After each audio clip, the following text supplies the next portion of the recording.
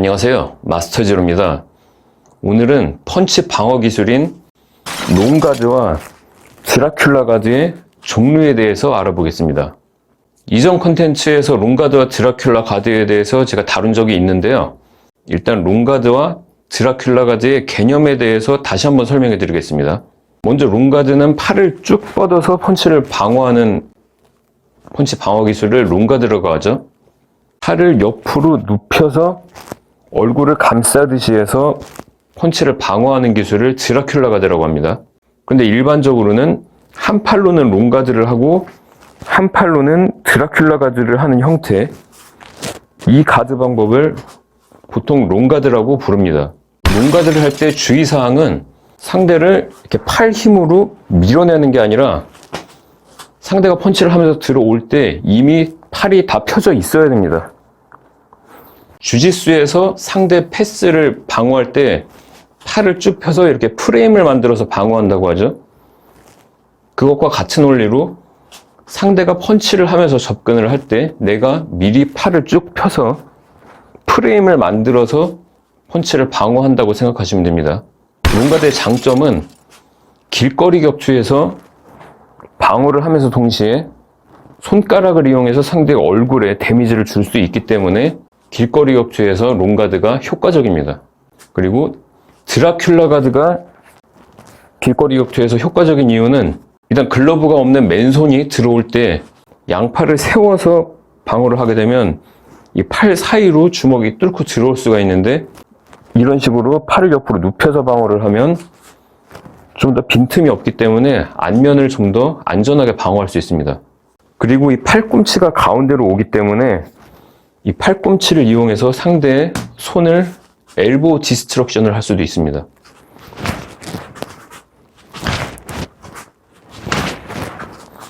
이 방어 자세가 어떻게 보면은 좀 방어를 한 다음에 펀치라든지 이런 걸로 연결하기는 좀 불편한 자세인데, 길거리 격투에서는 이런 것 때문에 효과적이라고 할 수 있습니다.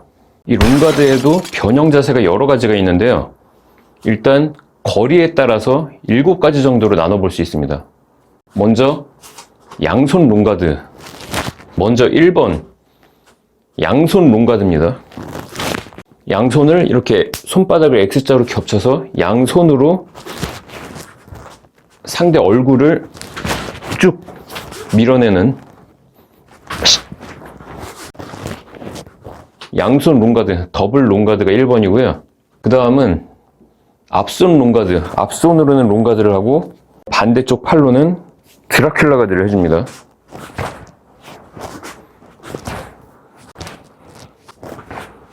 이게 2번이고요. 그 다음 3번은 앞손은 롱가드를 하고 뒷팔은 이렇게 세워서 머리 옆을 방어해줍니다. 훅 방어죠. 그래서 앞손 롱가드와 사이드 실드, 사이드 블로킹을 같이 해줍니다.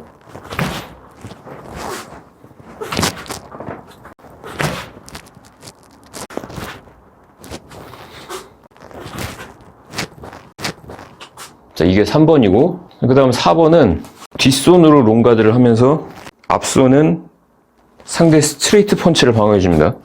손을 머리 위에 올리고 팔꿈치를 얼굴 앞에 놓고.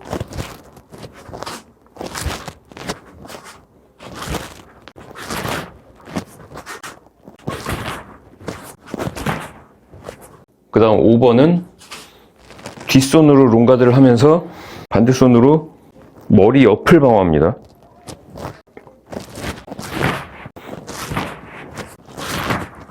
이게 4번이랑 좀 비슷한데, 거리에서 4번은 조금 더 멀리서 방어를 하는 거고요. 상대의 오른손 스트레이트 펀치를 방어하고 뒷손은 쭉 뻗어주고, 그리고 5번은 조금 더 거리가 가까울 때 상대의 오른손 훅을 방어하면서 뒷손을 롱가드를 합니다.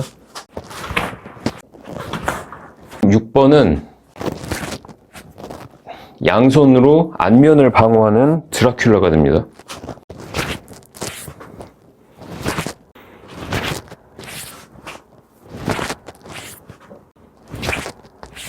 마지막 7번은 드라큘라 가드의 변형인데, 뒷팔로는 드라큘라 가드로 안면을 방어하고 반대쪽 팔은 내려서 몸통을 방어합니다.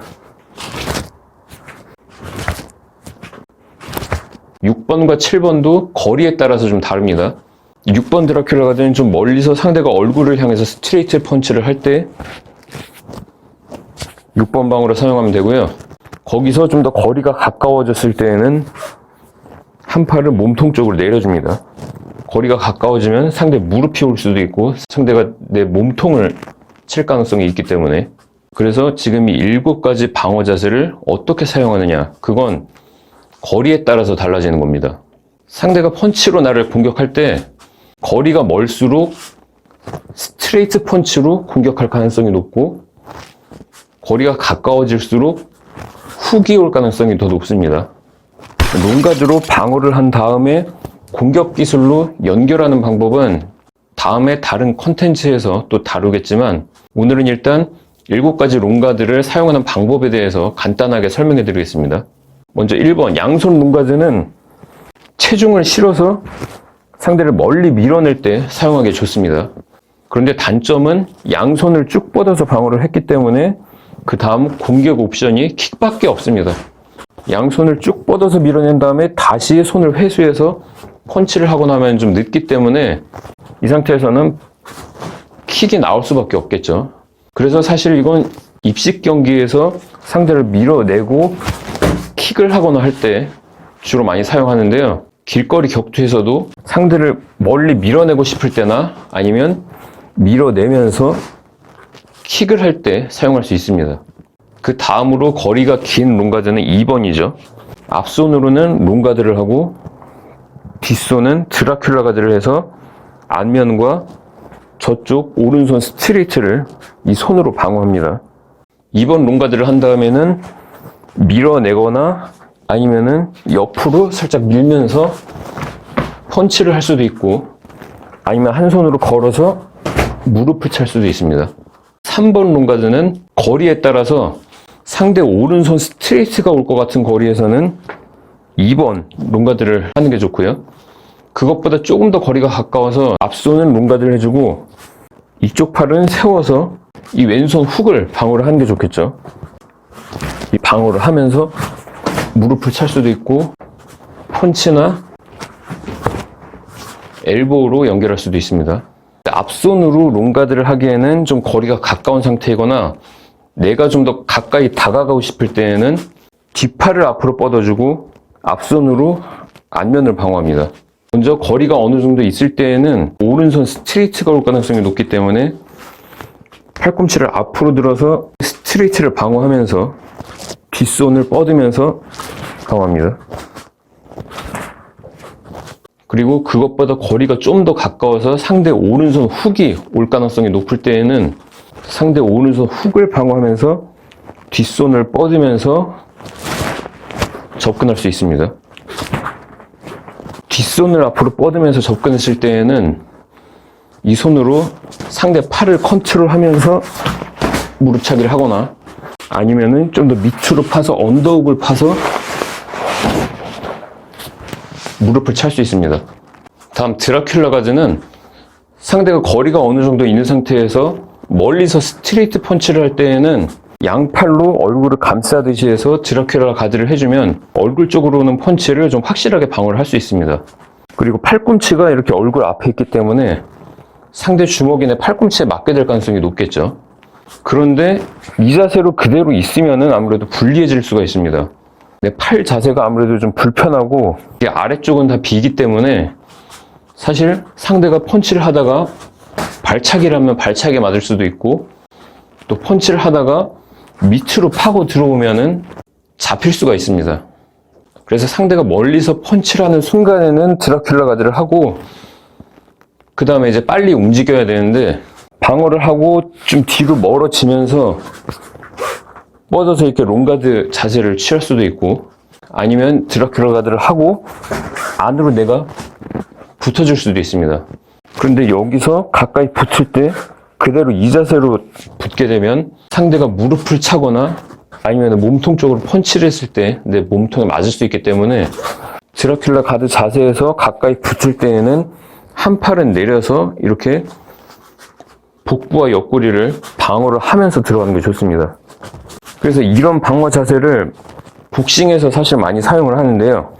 복싱에서는 팔꿈치를 쓸 수 없기 때문에 이 상태에서 붙어서 어깨나 팔로 살짝 밀고 펀치를 할 수밖에 없는데요. 길거리 격투에서는 이렇게 붙으면서 팔꿈치로 먼저 쳐주고 펀치로 연결할 수 있습니다. 아니면 드라큘라 가드를 한 상태에서 해머 펀치, 주먹에서 이 옆에 이 뼈 부분, 이 부분으로 상대를 칠 수 있습니다. 드라큘라 가드를 하고 한 손은 다시 세워서 가드를 하면서 반대손으로 해머 펀치 하고 또 펀치로 연결할 수 있겠죠.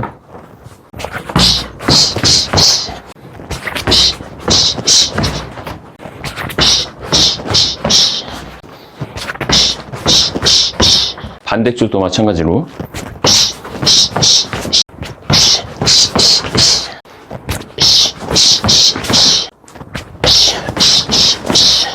그런데 길거리 격투에서는 해머 펀치를 할 수도 있지만 손을 펴서 상대 얼굴이나 눈을 손가락으로 긁어주면서 펀치를 할 수도 있습니다. 드라큘라 가드를 한 다음에 이 손으로 그대로 상대 얼굴을 긁어주면서